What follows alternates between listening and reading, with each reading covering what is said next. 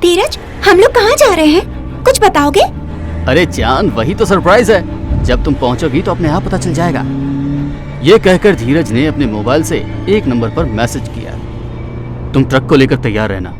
सामने से ट्रक आ रहा होगा, मैं चलती कार में से कूद जाऊंगा और मेरा प्लान कामयाब हो जाएगा। बेचारी नताशा को पता भी नहीं था कि धीरज उसे मारने का प्लान कर रहा है। धीरज ने गाड़ी की रफ्तार बढ़ाना चाही कि अचानक से एक लाल जोड़े वाली औरत उनकी कार के सामने आ गई। अरे ये कौन है पागल? धीरज गुस्से में कार से बाहर निकला। वो जैसे उस लड़की के करीब पहुंचा तो उसने धीरज की गर्दन को पकड़कर 2 ही झटकों में शरीर से अलग कर दिया और उस टूटी गर्दन को गाड़ी के बोनेट पर फेंक दिया। विशाल और नंदिनी की शादी को 2 हफ्ते ही गुजरे थे और ये दोनों हनीमून मनाने के लिए मना लिया है। इसी बीच करवा चौथ का दिन आ गया तो हनीमून पर होने के बावजूद नंदिनी ने व्रत रखा था। ये शाम के 7 बजे का समय था और ये लोग एक पहाड़ी इलाके में कैंपिंग कर रहे थे। जान, एक बात बोलूं? हाँ बोलो ना। मुझे बहुत तेज भूख लगी है, लेकिन तुम्हारा व्रत है और मुझे ऐसे तुम्हारे सामने खाना अच्छा नहीं लगेगा। तुम पागल हो क्या? व्रत मेरा है, भला तुम क्यों खाना छोड़ रहे हो? मैंने तुम्हारे लिए खाना रख लिया था, अभी लेकर आती हूँ। विशाल उसे रोकना चाहता था।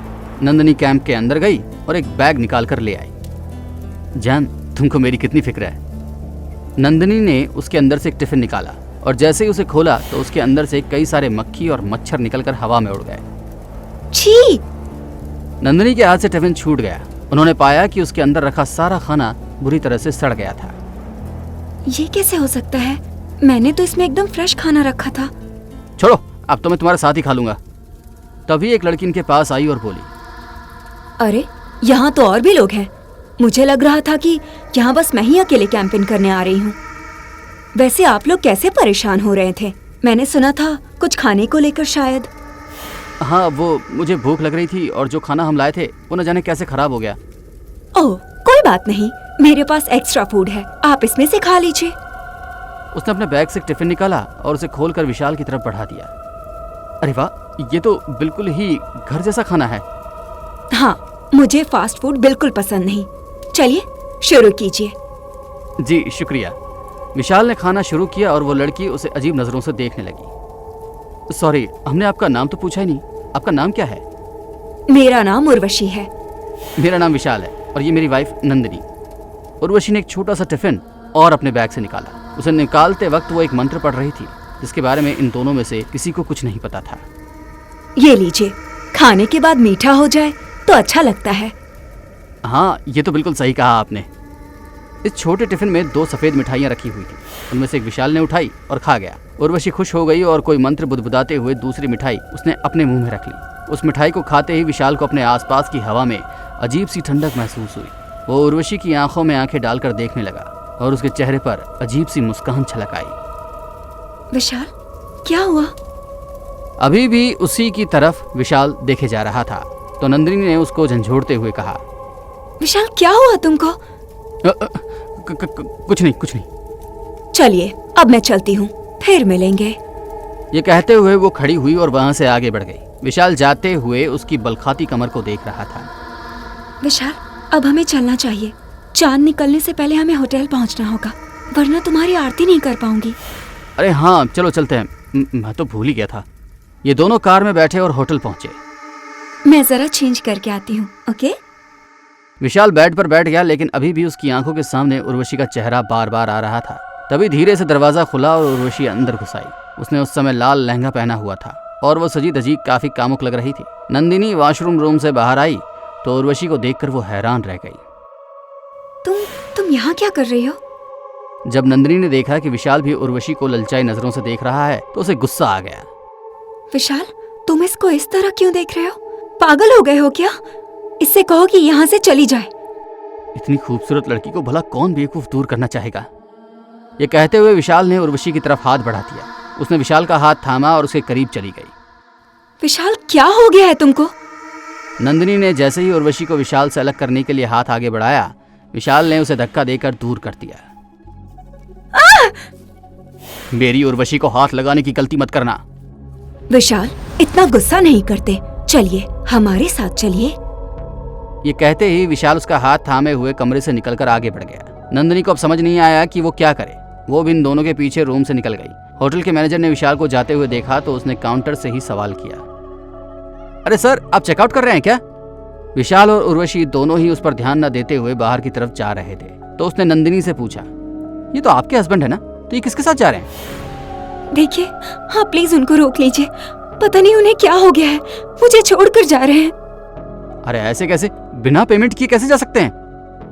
मैनेजर भी अब उनके पीछे निकल गया। वो होटल से कुछ ही दूरी पर गए थे कि मैनेजर ने विशाल का हाथ पकड़ लिया।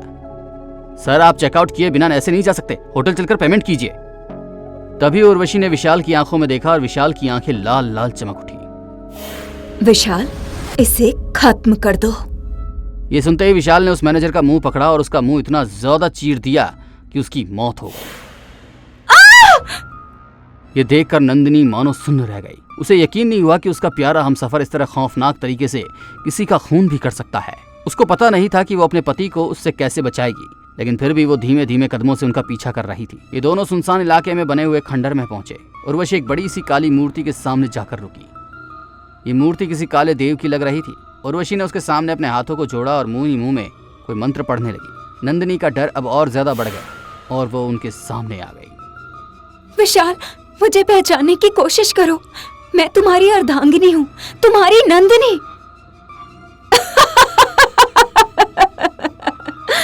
तुमको लगता है ये अभी तुम्हारा विशाल है? ये कहकर उर्वशी ने उस मूर्ति के पास रखी हुई टोकरी को सीधा किया। उसके अंदर एक काला मुर्गा और एक धारदार चाकू रखा था। उर्वशी ने एक हाथ से मुर्गा और दूसरे से चाकू उठाया, फिर खच्च से उस मुर्गे की गर्दन उड़ा दी। उसने वो मृत मुर्गा जमीन पर फेंक दिया। विशाल, इस मांस को ग्रहण करो।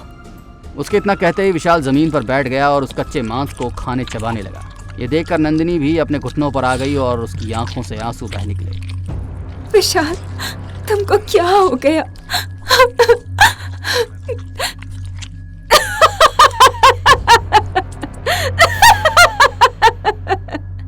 उसी खंडर में एक दरवाजा था। उर्वशी ने उस दरवाजे की तरफ इशारा करते हुए कहा, विशाल, चलो तुम उस कमरे में जाओ। विशाल को कमरे में भेजने के बाद उर्वशी नंदिनी को मुस्कुराते हुए देखने लगी। कौन हो तुम? ऐसे क्यों कर रही हो? तुम मेरे ही पति को क्यों मुझसे छीनना चाहते हो? बताओ। विशाल पहला नहीं है, इससे पहले 4 शादीशुदा मर्दों को खत्म कर चुकी हूँ। लेकिन क्यों? मैं एक बहुत ही गरीब घर की लड़की थी। मैंने मेरी पढ़ाई भी घर पे सिलाई का काम करके की थी। पृथ्वी मुझसे बहुत अमीर था। वो यहाँ अपने दोस्तों के साथ घूमने आया था। मुझे देखते ही उसे मुझसे प्यार हो गया। मेरे घर वाले हमारी शादी के बिल्कुल खिलाफ थे। वो समझ नहीं पा रहे थे कि एक अमीरज़ादा उनकी गरीब बेटी से शादी क्यों करना चाहता है। लेकिन मेरी जिद के आगे आखिरकार उन्होंने घुटने टेक दिए और मेरी शादी पृथ्वी से करवा दी। शादी होने के तुरंत बाद ही पृथ्वी की कंपनी लॉस में जाने लगी। धीरे धीरे उसके सारे कॉन्ट्रैक्ट्स कैंसिल हो गए और वो बहुत ही ज्यादा परेशान रहने लगा। वो रात को बिना शराब पिए घर नहीं आता था और आते ही मेरे साथ मारपीट शुरू कर देता था। तू मेरी जिंदगी में मनहूस बनकर आई है। आते ही सब कुछ तबाह कर दिया तूने। मेरी सबसे बड़ी गलती थी जो मैंने तुझसे शादी की। उसने मुझे बेहोश किया और वापस यहीं मेरे शहर लाकर उसने मुझे मारकर जंगल में फेंक दिया। तभी से मेरी आत्मा भटक रही थी। मैंने अब तक 4 पतियों को मारा जो कि अपनी पत्नियों को परेशान करते थे या फिर उनको धोखा दे रहे थे, और मैं ये काम हमेशा से करना चाहती थी। लेकिन जब से मैं विशाल से मिली हूँ तो मैंने उसके अंदर वैसा ही इंसान पाया जैसा मैं चाहती थी। ये कहकर उसने नंदिनी से नजरें मिलाई। और अब मैं विशाल को हमेशा के लिए अपना बनाने वाली हूँ। अगर मुझे रोकने की कोशिश की तो तुम भी मौत के घाट उतर जाओगी। इसीलिए शुक्र मनाओ और निकल जाओ। आसमान में बादल पूरी तरह छाए हुए थे। चांद बिल्कुल भी नजर नहीं आ रहा था। खंडहर में लगा हुआ बड़ा सा घंटा बज उठा। ये समय ठीक 10 बजे का था। घंटे पर नजर पड़ते ही उर्वशी विशाल को उस कमरे से निकाल कर ले आई। विशाल, तुम मुझसे प्यार करते हो ना?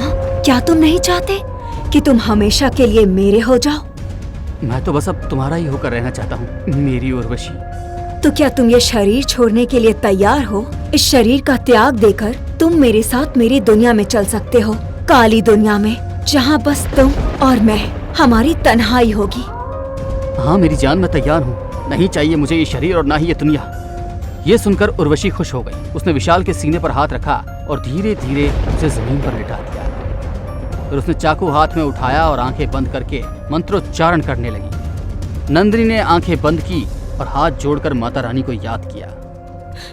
माता रानी, मेरे पति की लंबी उम्र के लिए और जीवन भर उनका साथ पाने के लिए करवा चौथ का व्रत रखा था। मैं अपनी आंखों के सामने उनको मरता हुआ नहीं देख सकती। मेरी मदद कीजिए माता। तभी नंदिनी को एक आवाज सुनाई दी। एक पतिव्रता औरत के प्यार की शक्ति में दुनिया की हर शक्ति से ज्यादा प्रभाव होता है। पत्नी चाहे तो यमराज से भी अपने पति के प्राण बचा के लाती है। ये तो महज एक डायन है। अपने अंदर की सावित्री को जगाओ नंदिनी। अपने प्यार की शक्ति से विशाल को याद दिलाओ कि वो सिर्फ और सिर्फ तुम्हारा है, बस तुम्हारा। ये सुनकर नंदिनी ने आंखें खोली। उसका ध्यान उसकी साड़ी के पल्लू में छिपे हुए मंगलसूत्र पर गया। उर्वशी अभी भी चाकू को हवा में उठाए मंत्र पढ़ रही थी। खंडर की दीवार पर एक गोल घेरा सा बन गया था, जिसके अंदर खूब अंधेरा नजर आ रहा था। यह उस काली दुनिया का दरवाजा था जिसके जरिए वो विशाल को मारकर उसकी आत्मा को साथ ले जाना चाहती थी। नंदिनी ने अपने गले का मंगलसूत्र उतारा और उसकी तरफ भागी। विशाल! उसने विशाल की आंखों के सामने अपना मंगलसूत्र कर दिया। विशाल के चेहरे पर आई मुस्कान अचानक से गायब हो गई, जिसे देखकर उसकी आंखों के सामने वो सभी दृश्य आने लगे। कैसे उसकी नंदिनी से शादी हुई थी और कैसे वो यहाँ हनीमून मनाने आए थे। उर्वशी ने आंखें खोली और विशाल के सीने में चाकू घोंपने ही वाली थी। मेरी नंदिनी! विशाल अपनी जगह से उठ गया और नंदिनी के गले लग गया। विशाल, आप ठीक हो गए। धन्य हो माता रानी। मेरी नंदिनी, मुझे माफ कर दो। ये क्या विशाल, तुम मेरे साथ मेरी दुनिया में जाने वाले हो। उसे छोड़ दो। मेरी दुनिया मेरी नंदिनी है। हम दोनों एक दूसरे से बहुत प्यार करते हैं। मैं इसे छोड़कर कहीं नहीं जाऊंगा। नहीं, तुम मेरे साथ आओगे। तुम्हारा जादू अब मुझ पर नहीं चलने वाला। मेरे दिल और दिमाग में हमेशा मेरी बीवी थी और बीवी ही रहेगी। तभी उस दरवाजे से एक बड़ा सा हाथ निकल कर आया और उसने उर्वशी को पकड़ लिया। नहीं!